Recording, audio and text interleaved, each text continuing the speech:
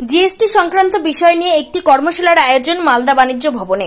বৃহস্পতিবার রাতে মালদা শহরের রথবাড়ি এলাকায় বাণিজ্য ভবনের সভাকক্ষে কর্মশালার আয়োজন করা হয়।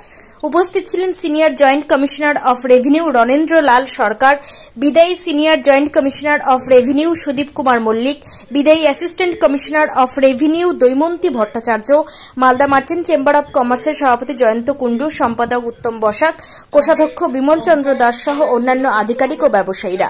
ব্যবসায়ীদের জিএসটি দেওয়ার বিষয় এবং সঠিক সময়ে ট্যাক্স কাটলে দপ্তরের পক্ষ থেকে বিশেষ ছাড় প্রদান, পাশাপাশি সঠিক সময় ট্যাক্স না দিলে দপ্তরের পক্ষ থেকে কি পদক্ষেপ গ্রহণ করা হতে পারে ব্যবসায়ীর বিরুদ্ধে, সেই সমস্ত বিষয় নিয়ে আলোচনা হয় কর্মশালায়।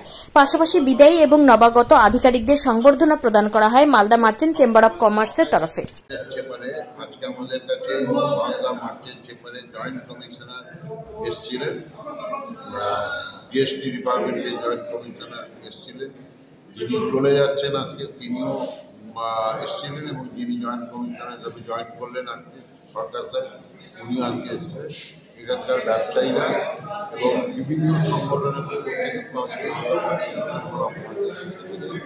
তাদের প্রত্যেককে আমরা সংবর্ধনা জানিয়েছি, যারা এসছেন এবং যারা চলে এসেছেন তাদের সংবর্ধনা জানিয়েছি।